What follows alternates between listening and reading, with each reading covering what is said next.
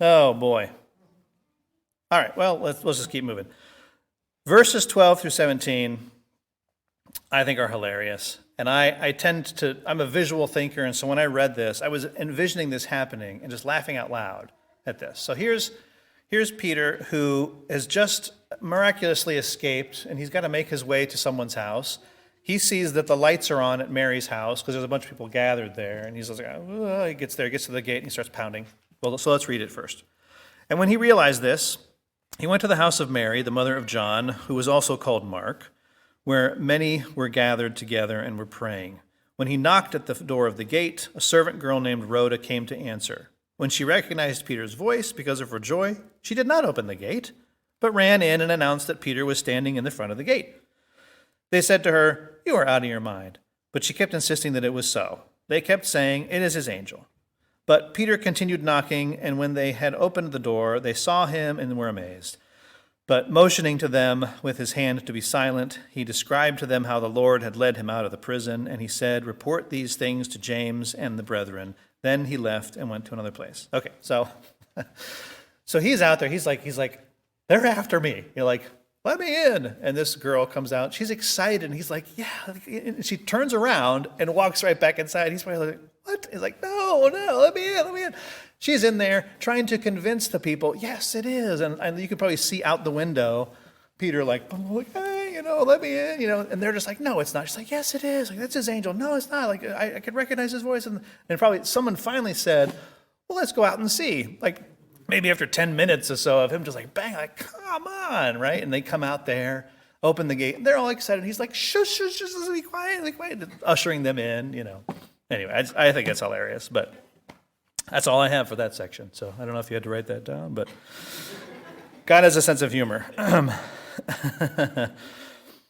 Verse 18, now when they came, there was no small disturbance, or when day came, there was no small disturbance among the soldiers as to what could have become of Peter. When Herod had searched for him and had not found him, he examined the guards and ordered that they be led away to execution. Then he went down from Judea to Caesarea and was spending time there. Okay, remember, the Herodian kings, these client kings, had a lot of pressure on them from Rome to keep the peace, to make sure that their vassal states were under control. And he wanted to be liked, and so there was it was too much for him. So, of course, he's going to do the drastic thing and just kill the soldiers who allowed this to happen. And then he had to leave because most of his life was not spent worrying about what was going on in Judea. He went to Caesarea, which he felt more at home in, and he was trying to, I think that at this time he may have even been putting on a gala or a celebration for the emperor of the time who had just won a victory. So it was just, I'm not defending him at all. I'm just saying that when we read these things about these kings, about Herod, that it isn't just a bad dude on a throne being evil. It's a human person who's put into a situation that is just unwinnable, and all the character flaws he may or may not have are going to be exacerbated under this pressure, and he's going to do bad things, even if he is praised in the rabbinic literature for his piety. It just doesn't make sense. It's so complicated. And understand that this is going on. Underneath these verses, and Herod the king took James to be executed, and he killed his soldiers, right? There's so much more there. I hope I'm bringing some of that out for you, this context, so you can see just how complex the reality on the ground was at this time. Okay, moving on, verse 20. Now he was very angry with the people of Tyre and Sidon, and with one accord they came to him, and having won over Blastus, the king's chamberlain, they were asking for peace because their country was fed by the king's country. On an appointed day, Herod, having put on his royal apparel, took his seat on the rostrum and began delivering the address to them. The people kept crying out, "The voice of a God and not of a man." And immediately an angel of the Lord struck him because he did not give God the glory, and he was eaten by worms and died. Again, context, that verse 23, that didn't happen like that. He wasn't there, drop dead, and worms, right? which, what a way to go, right? Worms? Like, okay. Kids, plug your ears. It's horrible. This took a little while. It didn't drag out, but it didn't happen immediately. And again, here he was. There's obvious a lack of peace in his vassal state. He's trying to deal with it while also trying to garner the love and admiration of the people. He comes before them in fancy dress, and he's talking, and he may even be talking truth. And the people are like, this is from God, not man. And he's allowing this to happen. So just all these insecurities and things going on that just led to horrible, horrible stuff. Verse 24, but the word of the Lord continued to grow and to be multiplied. The threat from Herod Agrippa, so he died, right? So the threat from Herod Agrippa and his campaign to root out these believers so that he can be thought of well by the people, that was over, right? Sigh of relief, right? Well, the Gentiles in the region that he also ruled over were very happy that he died. Anyone guess why they were very happy that a Jewish king died? Because he was Jewish. So they were still living in a very sharp anti-Semitic culture. So yes, Herod Agrippa wasn't going to keep going down his list, and it probably wasn't going to be, that list wasn't going to be handed off to his son, Herod Agrippa II, to continue. He was doing this because he wanted the people to like him. So that threat was gone. But they were still living in a time where the Gentiles would much rather have a Hellenistic king than a Jewish king. Okay? Verse 25, and Barnabas and Saul returned from Jerusalem when they had fulfilled their mission, taking along with them John, who was also called Mark. And this is the son of Mary, whose house they were praying in earlier in the chapter. Okay.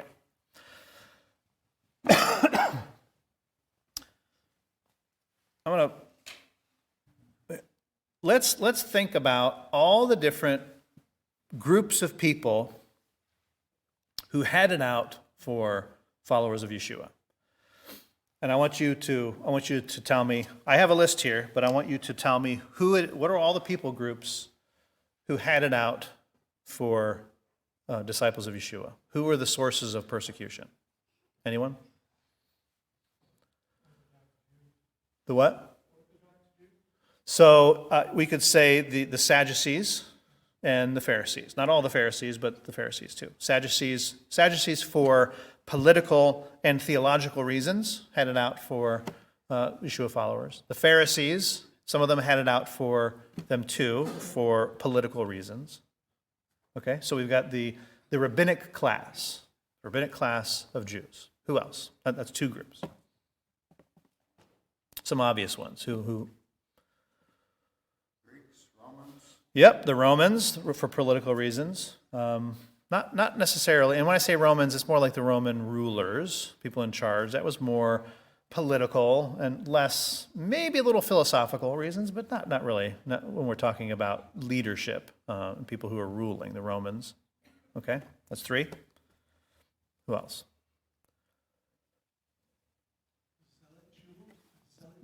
The Zealots. Yep. Now, the Zealots weren't necessarily, they didn't have it out specifically for the Yeshua followers. They had it out for anybody who wasn't them, basically. So they would be the cause of some persecution too, not because of any ideological or philosophical differences, but because they just didn't like anybody. Yeah. So the Zealots, 4. The Herodians, of course. We see Herod Agrippa. He's not Roman. He's not the rabbinic class. They're that dynasty of kings. So the Herodians also had it out for them for political reasons.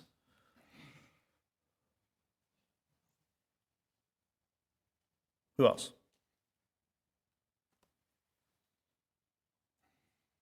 I'll help you out.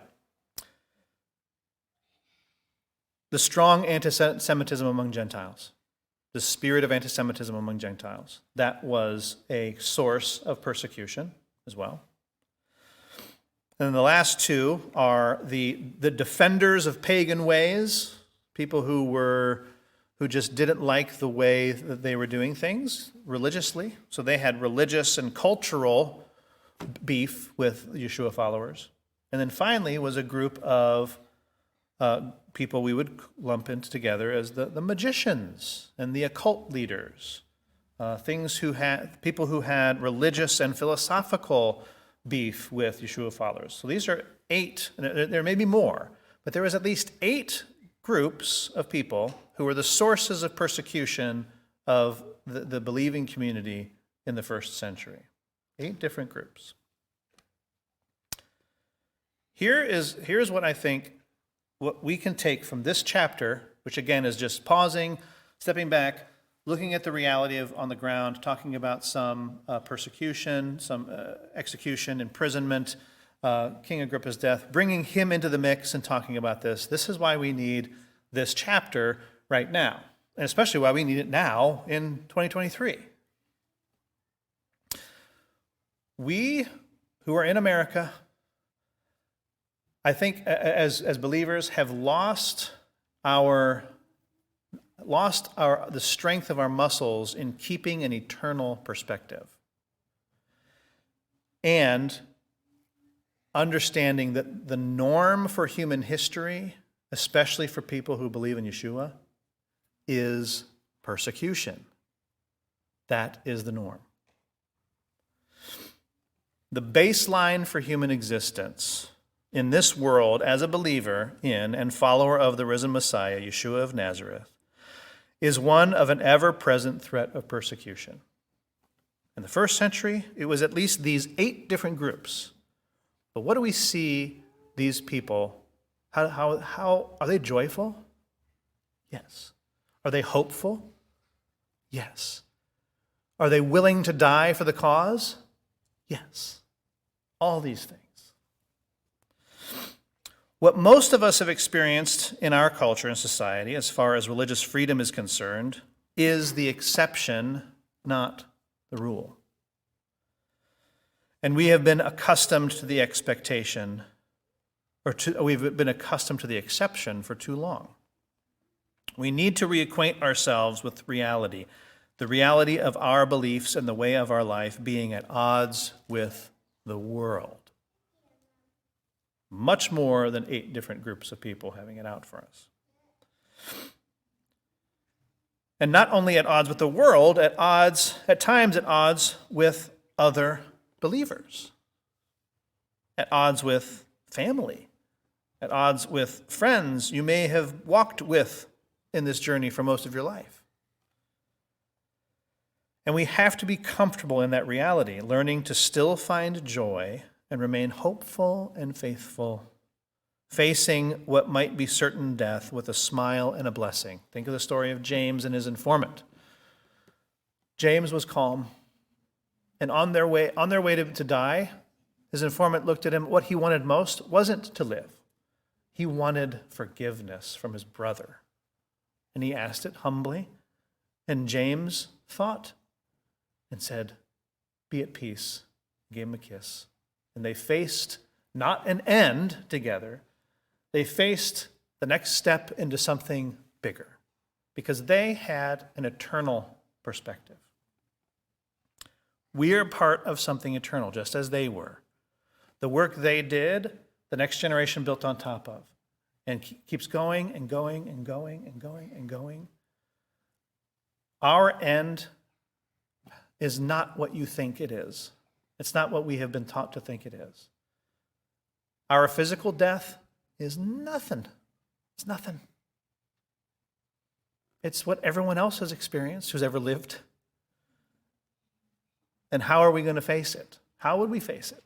We have to come to terms with that. We have to ask ourselves, how will we face our death? Will we face it not worrying about it? Will we face it seeking forgiveness and a blessing? I hope so. Now, it's not easy for us because we have been living in an exceptional circumstance and environment for a long, long time. So there's muscles there that have atrophied that we can work on. But it starts, I think, with understanding context. What is our context? Who has it out for us? There's a difference between understanding what the dangers are and being afraid of them. We all need to know what the dangers are, as they did, which is why Saul and Barnabas didn't just take the money on any day and go down to Judea. They waited to go with a crowd so they can blend in, because they knew, there's some crazy people out there who don't know the Lord, who don't follow Torah, who are going to do brash things. And though they may stop me, they cannot stop what Yeshua has started. That will go on, with or without me. And it is an honor and a blessing to just be a part of it for a little time while I'm here. So, any thoughts, any questions? Eternal perspective, knowing that persecution is the norm and being okay with that. Is that hard to swallow? Maybe. Do you want to believe that that's true? No, I don't. But I think we'll be better at loving each other if we understand those two things. Does that sound right? Yeah. Any questions? Any thoughts or comments about this chapter? Anything that jumped out to you? Maybe any conversations you've been having about these types of things lately that you want to share?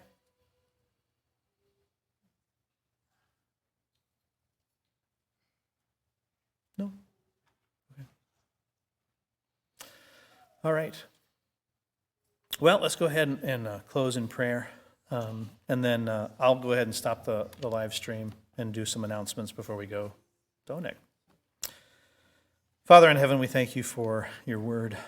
We thank you for not only for the word you gave to us that has passed down through the millennia, but we thank you for all the other people throughout history who have taken it upon themselves to document what else was going on in the world so that we can better understand and give context to what the believers, the Messianic community in the first century were really up against.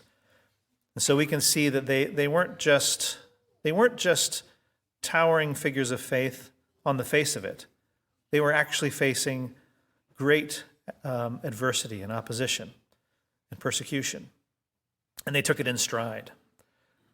And I pray, Father, that we would become a community of people that helps each other take this all in stride, take this life in stride, to be able to wake up and face the day, to know that you are good and that you provide for us, and that you want for us to thrive. You want for us to be well and to live this life as agents of your peace in the world.